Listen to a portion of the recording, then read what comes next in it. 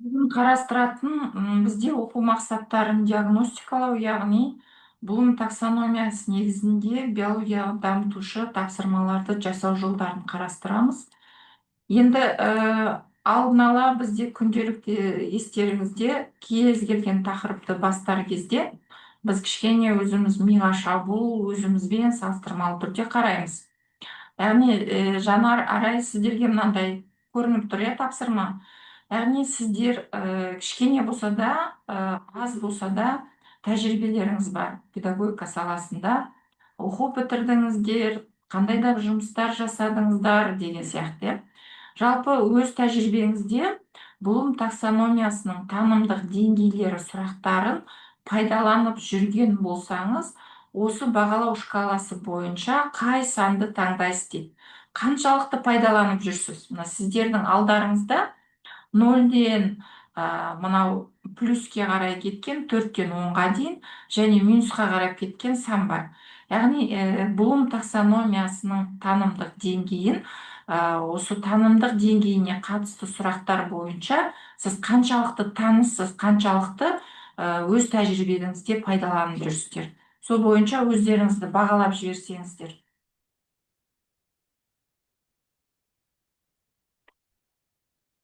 Жанар, Арай,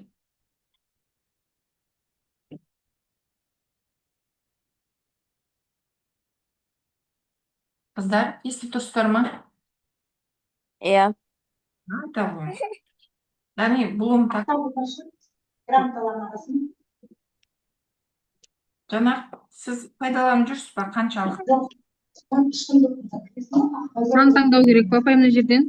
Иә, сіздің сол Блум таксономиясының танымдық деңгейі 6 деңгей сұрақтары бойынша қаншалықты таныссыз, қаншалықты жасап жүрсіз?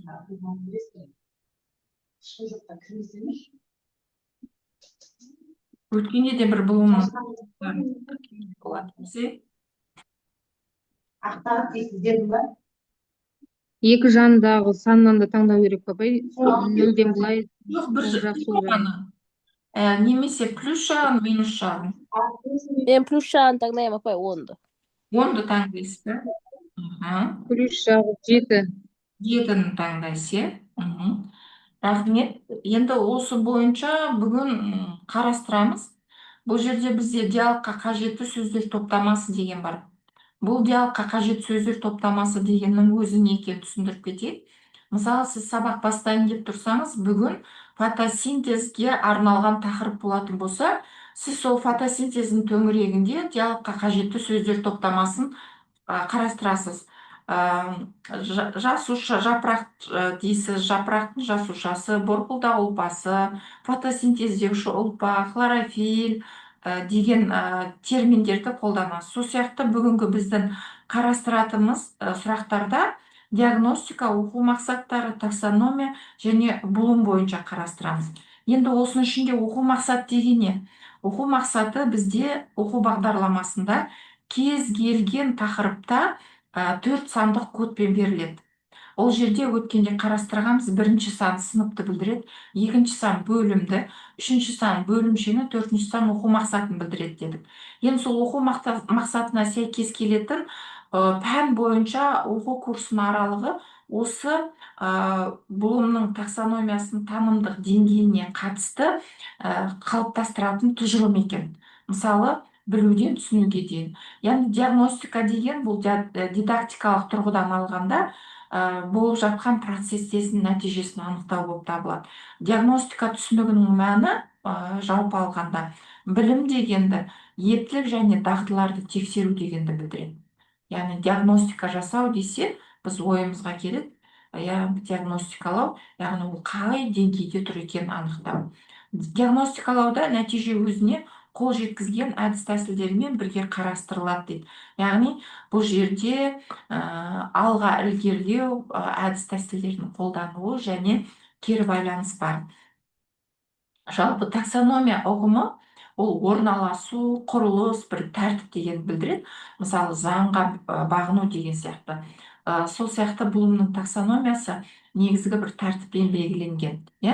Енді жалпы осы таксономияның өзін ұғымды педагогика саласына енгізген қандай ғалымдар, бұл қандай ұғымды білдіреді?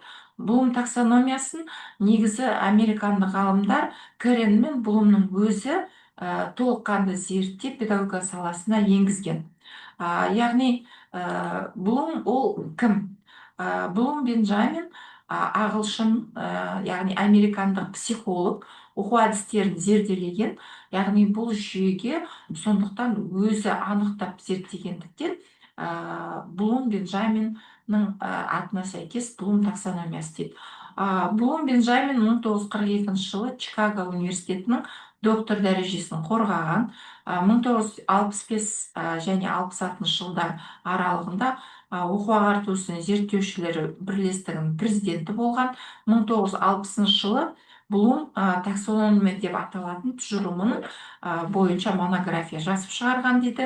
Және ол өзі адами мінездемелер тұрақтылығы мен өзгеруі, білім мақсаттарын жіктеу деген еңбектерін жазып шығарған.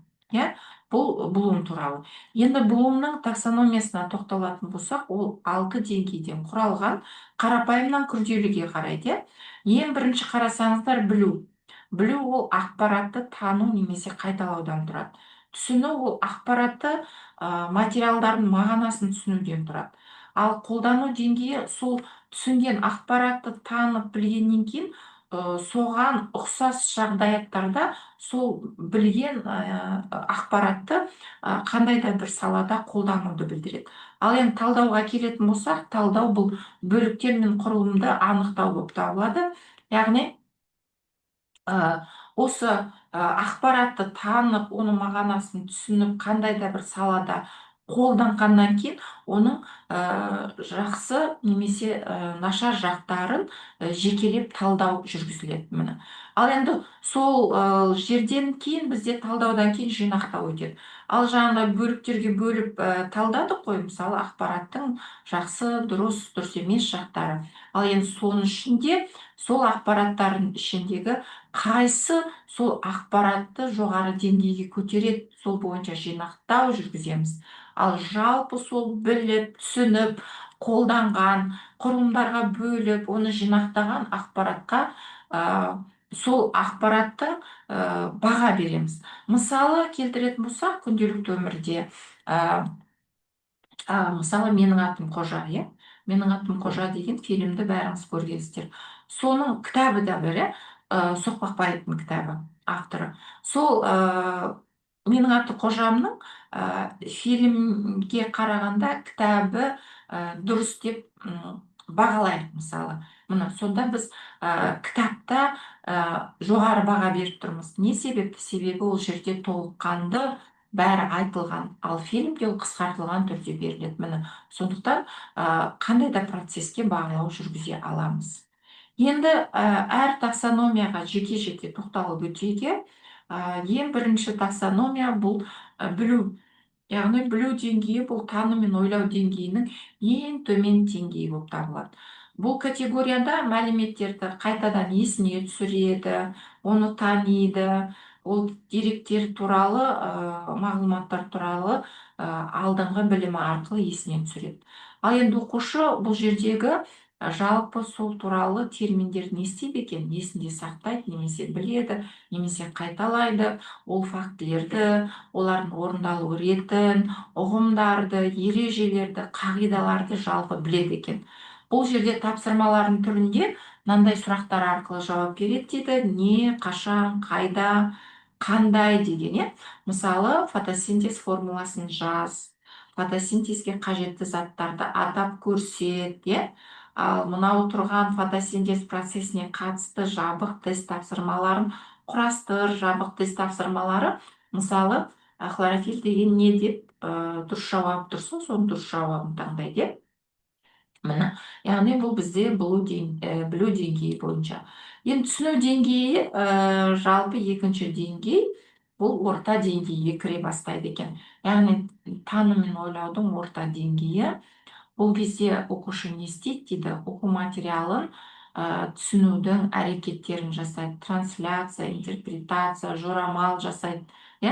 Бұл жердегі тапсырмалар қалай, неліктен сөйлемді аяқтаңыз, сөйлемді өзгертіңіз, өзара байланысын түсіндіріңіз, айырмашылығын көрсетіңіз, өз сөзіңізбен айтыңыз, суретті немесе графикті түсіндіріп беріңіз деген тапсырмалар болатын болса, ол түсіну деңгейінің тапсырмалары.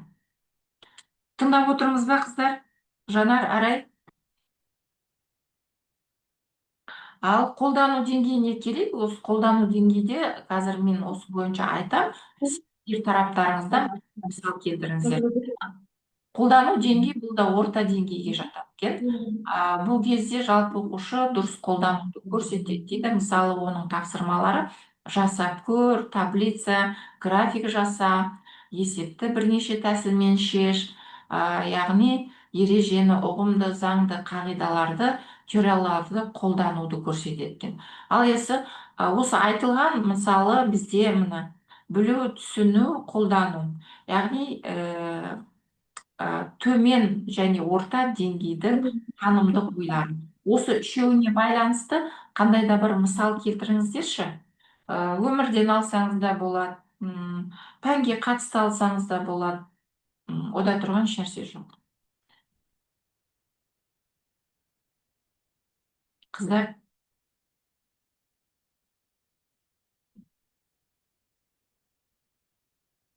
Жанар, Арай, қандай мысал келтіруге болады? Мысалы, қолдану деңгейінің тапсырмасы. Ол жерде білу де, түсіну де болады.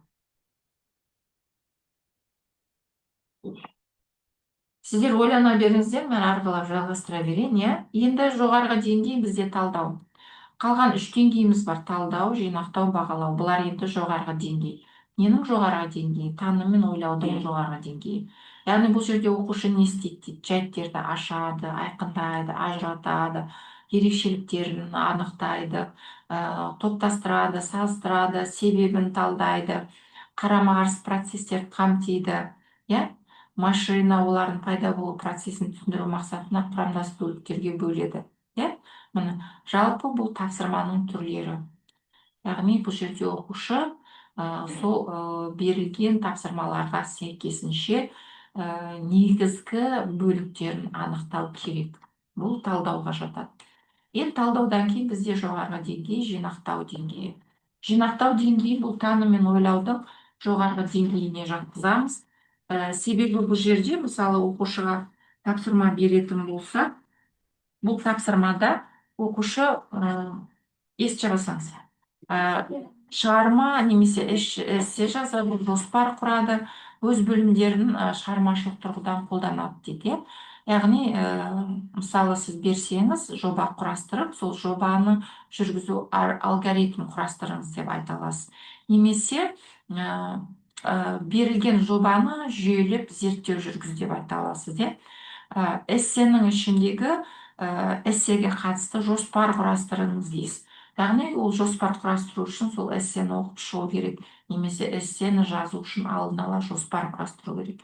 Яғни бұл жинақтау деңгейіне жатады екен. Енді бағалауға тоқталатын болсақ, таным мен ойлау деңгейінің жоғарғы деңгейі бағалау. Жаңа мен мысал келтіріп кеттім. Фильм мен кітапты салыстыратын болсақ, әрқайсысына баға береміз.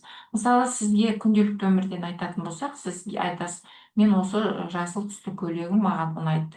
Себебі күнделікті кигенде ол жағы мындай қыртыстанбайды, кір көтерімді, немесе су тисе де түсі өзгермейді. Маған сондай өзіме ыңғайлы деп көйлектің негізгі қасиеттерін айтып бағалап тұрса, бағалауды жалпы бір зерттеу, кішігірім жоба жасауға да болады.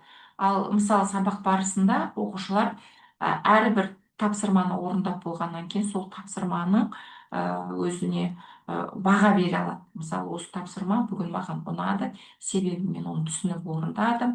Апай маған ұстаз немесе бір үлгі ұсынды, сол үлгі арқылы мен жұмысымды жасадым деген сияқты бағалау жүргізе алады. Енді жалпы таксономияда қолданатын етістіктерге тоқталып өтейік. Яғни бірінші етістік, жалпы етістіктер бұлар бізде сабақ барысында не үшін керек?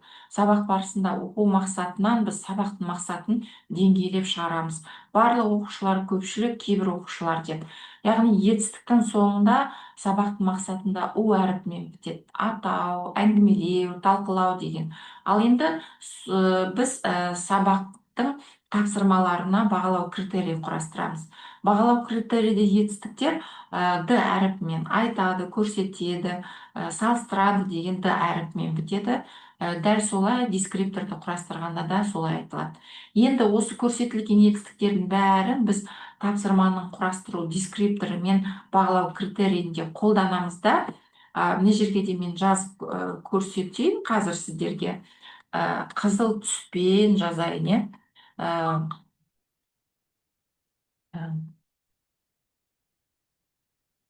Қызыл болмай қалды, қазір қызыл түспен көрсетейін.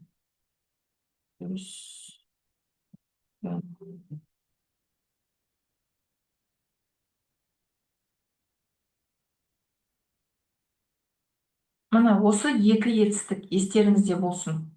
Осы біледі, түсінеді деген етістіктерді біз дескриптор, бағалау критерий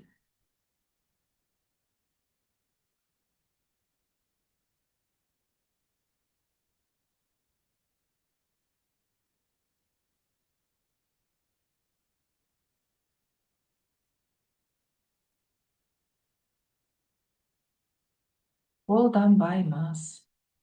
Мынаны үлкен әріппен көрсетіп қояйын сіздерге.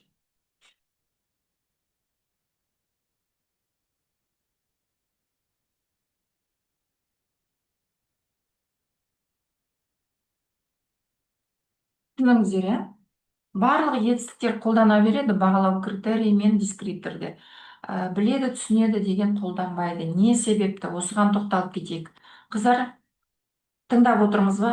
Ертең емтиханда келеді, осы сұрақтарды білмей қалмаңыздар. Ұят болады бұл сұрақты білмей қалсаңыздар. Енді не себепті біз тапсырманың дескрипторын құрастырып жатқанда бағалау критерийде біледі, түсінеді деген етістікті қолданбаймыз. Бұл негізі Блумның етістігі. Не себепті? Себебі бағалау критерий дескриптор бізде нақтылықты білдіру керек. Нақты, қолжетімді, өлшемді болу керек. Мысалы, біледі мен сипаттайды деген сөзді салыстырайықшы. Біледі деген етістік белсенді емес, іс-әрекетті көрсетпейді. Ал енді сипаттайды деген етістікті қарастыратын болсақ, ол іс-әрекетті көрсетеді. Яғни сипаттайды деген ол белсенді етістік. Мысалы, түсінеді мен түсіндіредін алайық, иә. Түсінеді деген сөз. Ол етістік, іс-әрекеті жоқ. Ал енді түсіндіреді деген етістіктің іс-әрекеті бар, ол белсенді етістік. Сондықтан мынау Блум таксономиясы бойынша берілетін етістіктердің ішінде бағалау критерийі мен дескрипторде біз осы екі етістікті қолданбаймыз. Басқасының бәрінде қолдана береміз. Мысалы, білуді айтайық. Білуде ақпаратты анықтап іріктеуде мұғалім не істейді? Мұғалім айтады, көрсетеді, бағыттайды дейді. Ал оқушы не істейді? Оқушы сол мұғалімнің айтқан ақпаратын қабылдап, есінде сақтап, соны танып біледі. Енді оқушы талабына қарай қандай түйінді сөздерді қолданады дейді. Ол мұғалімнің айтқанын атап өте алады, есінде сақтап қайталап бере алады және көрсете алады, иә. Ал енді түсіну деңгейіне келетін болсақ, түсіну бұл ұсынылған ақпаратты түсіну. Яғни мәселелерді өз сөзімен тұжырымдау. Салыстырады, қарсы шығады, көрсетеді дейді, иә, мұғалім. Ал енді оқушы не істейді? Түсіндіреді, қайта жасайды, көрсетеді. Міне, сонда түсіндіреді деген етістік қолданады да, сол түсіндіредінің орнына түсінеді деген етістікті қоймаймыз. Яғни оқушы талабына қарай талқылаңыз, анықтаңыз, әңгімелеңіз деген етістіктерді қолдана алады. Енді қолдану деңгейіне келетін болсақ, қолдану деңгейі бұл қағидаларды жалпы қолдану қандай жағдайда қолданады? Бұның етістіктері: қолданыңыз, есептеңіз, өзгертіңіз, суреттерді сипаттаңыз, эксперимент жүргізіңіз, нобай жасаңыз. Жалпы алғанда оқушы мәселені шешімін тауып көрсетіп беру керек. Ал енді талдау деңгейі бұл ойлау мен таным деңгейінің орта деңгейі. Орта деңгейде, жоғары деңгей көпті. Қолдану орта деңгейі. Бұл жерде оқушылар берілген тапсырмаларды бөлімдерге бөліп, талқылап, оның негізгі қасиеттерін ашып көрсетеді.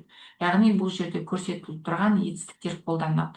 Талдаңыз, бағалаңыз, топтастырыңыз, күмән келтіріңіз, сәйкестендіріңіз, бөлшектеңіз деген сияқты. Ал енді соңғы етістіктер бізде жинақтау мен бағалау. Енді жинақтау ол ақпараттарды құрастыру. Өзі аты айтып тұр, жинақтау. Ақпаратты не істейді? Құрастырады. Ол ақпаратты жоспарлап, тұжырымдап алады оқушы, сосын барып құрастырады. Мына берілген етістіктері. Ал енді бағалау бұл нақты пікірлесіп, баға беріп, таңдап, мысалы, осының ішінде мен мына бөлікті таңдаймын, себебі бұның таңдаудағы менің мақсатым менің ары қарап тақырыбымды ашуға көмектеседі. Бұл жердегі мысалы мәліметтер өте толық, нақты берілген, иллюстрациялармен, суреттермен берілген. Сондықтан мен осы материалды жоғары деңгейде бағалаймын деп айта алады екен.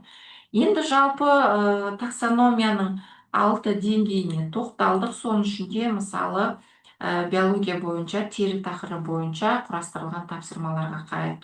Мысалы, рецепторлар мен қантамырлар терінің қай қабатында орналасқан, жалпы әңгіме құрастыр дейтін болса, бұл жалпы төменгі деңгейдің тапсырмалары. Енді оқулық мәтінін оқып, кесте толтыратын болса, бұл енді қолдану деңгейі. Біліп түсініп болғаннан кейін сол адам терісінің зақымдану түрлерін жазады, оның белгілерін, оның себебін, алғашқы көмекті жазады екен. Ал енді денедегі жылудың түзілуі мен және беру үдерістерінің теңесуін термореттеу деп атайды. Адам ағзасында жүретін үдерістерді қандай белгілері арқылы көруге болады? Бұл енді талдау деңгейінің сұрағы. Ал неліктен терінің үлкен күйігі өмірге қауіпті? Қас терісі дегеніміз не? Бұл құбылыстың мәні неде дегенде, бұл жинақтау және талдау деңгейінің тапсырмалары. Мысалы, мына жерде матаның келесі түрлерінің қасиеттерін сипаттаңыз деп тұр. Сипаттау кезінде мына келесі сипаттамаларды қарастырыңыз дейді.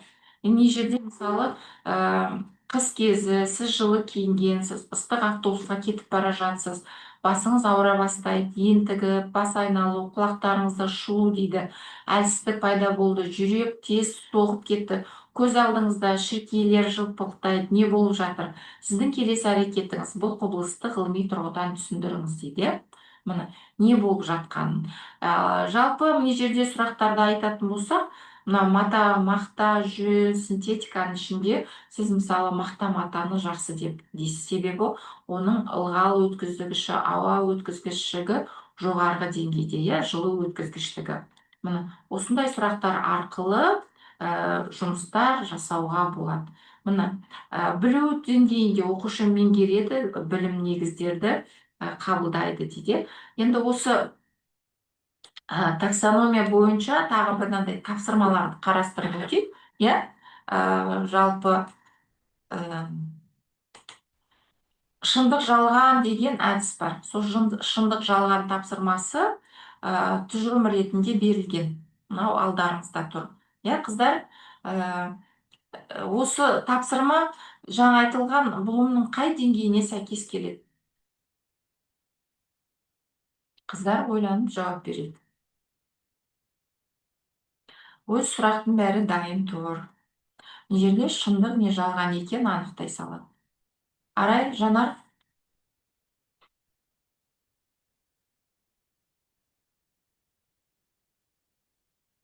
Қыздар. Бірінші сұрақ шындыққа келеді. Бірінші сұрақ шындық. Осы тапсырма бұл бойынша қай деңгейнікі? Білу, түсіну ма, жоқ талдау ма, жинақтау ма, қайныкі? Каналынан тұрады, білу шығар. Дұрыс айтасыз, Жанар, білу деңгейінің тапсырмасы. Анау, мына сұрақтардың алдында өтіп кеткен алдыңғы білімін пайдалана отырып не шын не жалған екенін не істейді, таба салады, иә. Ал енді ұлпа мен қан арасындағы газ алмасуды интерпретациялаңыз дейді, қайта жорамалдаңыз дейді. Бұл тапсырма ше қай деңгейдікі? Жаңа етістіктер бойынша мен айтып шыққанда естеріңізде болса, бұл қай деңгейдің тапсырмасы?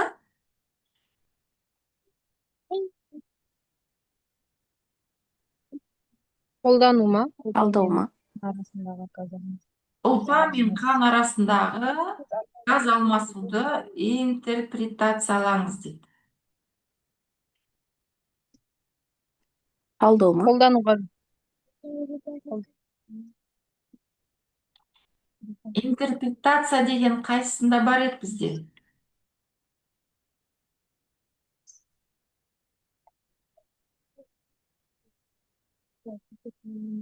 Қыздар, көрініп тұр ма?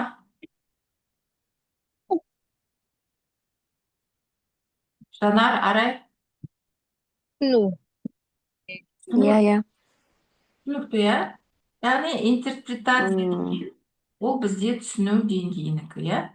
Енді тапсырма беріліп тұр, біз тапсырманы орындамаймыз, тек осы тапсырманың деңгейін анықтап жатырмыз. Ол білу деңгейі ма, түсіну ма, қолдану ма қараймыз. Суретте көрсетілген бүйректің екі құрылымы мен оларда жүретін процестің арасындағы сәйкестікті анықтайды. Мынау мынаған сәйкес келеді, мынау мынаған сәйкес келеді деп. Бұл қай деңгейдің тапсырмасы?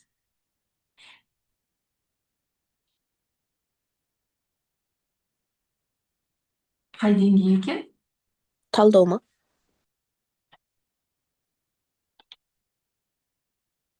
Сәйкестендіріп жатыр. Қанның ультрафильтрациясы. Біріншіден Сәйкестендіру болады ғой. сәйкестендіру. Яғни бұл біліп, түсініп, сол процесті қолданып жатыр, қолдану деңгейі.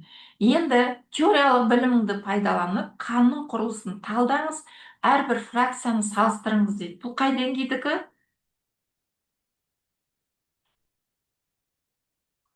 Өз етістігінің өзі, Салыстыру ма?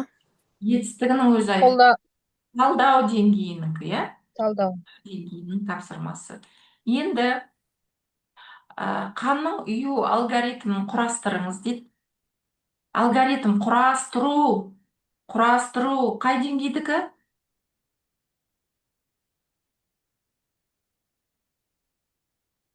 Қыздар, талдаудан кейін қай деңгей еді? Талдаудан кейін қай деңгей еді? Қыздар, Салыстыру. талдаудан кейін бұлым бойынша білу, түсіну, қолдану, талдау, сосын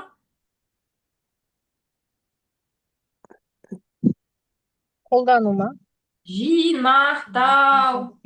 Жинақтау. Білу, түсіну, қолдану, талдау, жинақтау деңгейі. Бұл жерде алгоритм құрастыру үшін, қанның ұю алгоритм құрастыру үшін, сол гемофилия ауруымен ауыратын алғашқы көмек көрсететін нұсқаны жасау үшін біліп, түсініп, сол материалды қолданып, талдап, соны жинақтап, алгоритм құрастырады. Енді мына ковид кезінде вирус жұқтырып жазылған адамның иммундық жүйесіндегі процестерді бағалаңыз дейді. Бұл қай деңгей? Ең соңғы Жинақтау ма? бағалау. Қыздар, біз Блум таксономиясын білмесек ертең экзамен тапсыра алмаймыз. Міне, білу, жаттап аламыз. Білу, түсіну, қолдану, талдау, жинақтау. Мен қазір осыны скрин істейін да, сіздерге жіберіп қояйыншы. Қиындап алды. Міне.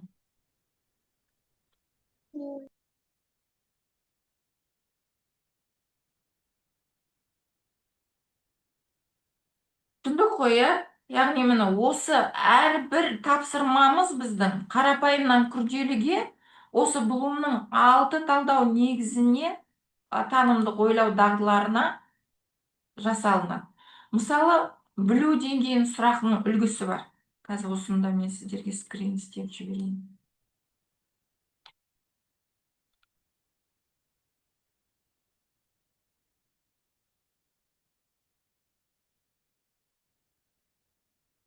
Міне, қалыптастырушы бағалау тапсырмаларын құрастыру деген бөлікке келдік біз. Яғни қалыптастырушы бағалау тапсырмаларды құрастыру үшін біз оқу бағдарламасын, оқу мақсаттарын аламыз. Сосын бағалау критерийін құрастырамыз, ойлау деңгейін, тапсырма, дескриптор, оған кері байланыс құрастырамыз. Ол үшін міне оқу мақсаты бізде 4 сандық кодпен берілген. Бұл жерде ол білікті, дағдыны, күтілетін нәтижені, нені бағалау керек. Спиральді бағдарлама дейміз міне. Қарапайымнан күрделіге 7-ші сыныпта өтілген тақырып 8-ші сыныпта да қайталанады, 9-ші сыныпта да қайталанады, тек қана күрделенген түрде.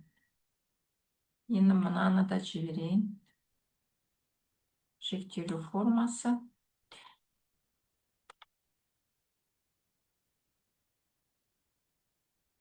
Жалпы бұл бұлым бойынша естеріңізде болса,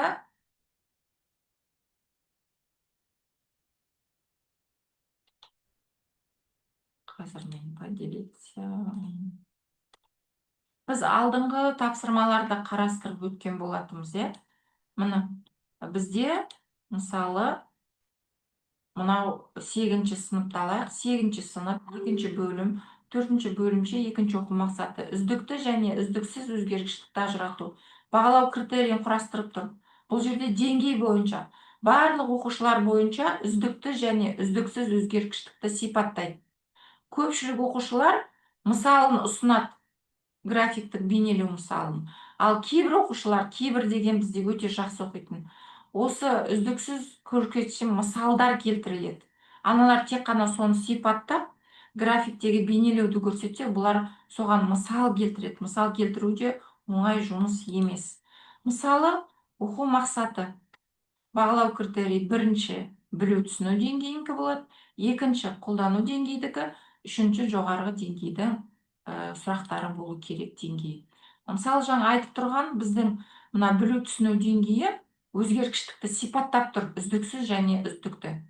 Ал енді қолдану деңгейінде ол графикте бейнелеу ұсынып тұр. Ал үшінші ол не істеп тұр? Жаңағы мысал келтірсе жоғарғы деңгейлерді көрсетіп тұр. Мына жерде мына тапсырманы мен сіздерге ұсынам. Қазір скринді жіберем. Осыны қазір өшірмеде айтып отырайық. Қайсы деп ойлайсыздар деңгеймен және не себепті? Сіздерге көрініп тұр ма?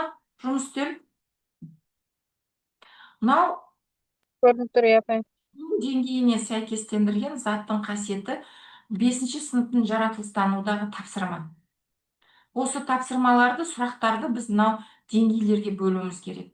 Мысалы, мен қазір жазып отырам, сіздер айтыңыздар. Мысалы, бордың физикалық қасиетін сипаттаңдар.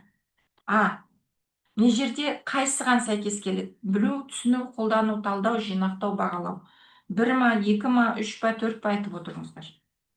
Білуге жатады. Бірінші дейді. Мысал келтіріңдер дейді. Бір материалдан жасалған бірнеше зат. Бірнеше материалдан құралған зат, екі материалдан бірдей зат алуға болатын зат дейді. Бұл қай деңгейдің тапсырма сұрағы?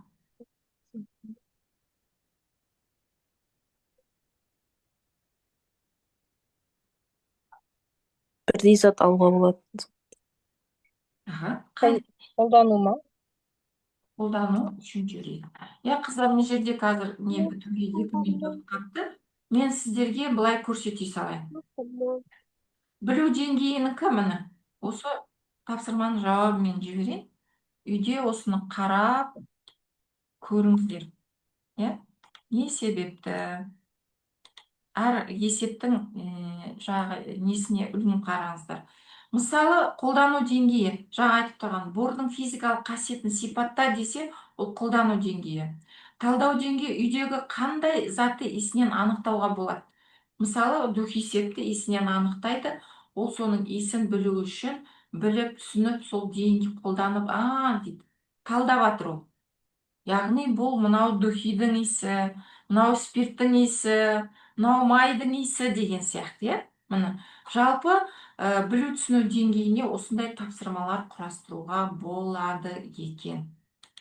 Сонымен бірінші біздің сабағымыз аяқталды.